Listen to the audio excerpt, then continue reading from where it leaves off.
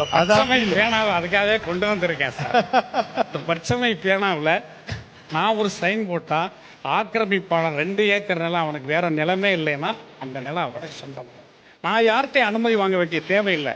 ஒரு பிச்சைக்காரனாக இருக்கிறான், நான் ஜீப்பில் போகிறேன், அவனை கூப்பிட்டு ஏன் பிச்சை எடுக்கன்னு விசாரிச்சுட்டு படிவத்தை எடுத்து ஒரே ஒரு கையெழுத்து போட்டு கொடுத்தா அவனுக்கு முதியோர் உதவித்தொகை 1200 ரூபாய் மாதந்தோறும் ரேட்டு அந்த பேனா வரி. ஆக்சுவலாக இது ஒரு பேனா இல்லை, இது ஒரு அதிகாரம். அதில் எனக்கு ரொம்ப பிடிச்சதுன்னா இந்த பச்சைமையில் கையெழுத்து போகிற இடத்திற்கு மாணவர்களை தயாரித்தல் என்பது வேறு. ஆனால் அந்த பச்சைமையில் நீ கையெழுத்து போடுறப்ப அநியாயத்துக்கு ஆதரவாக கையெழுத்து போட்டக்கூடாது, லஞ்சம் வாங்கிடக்கூடாது.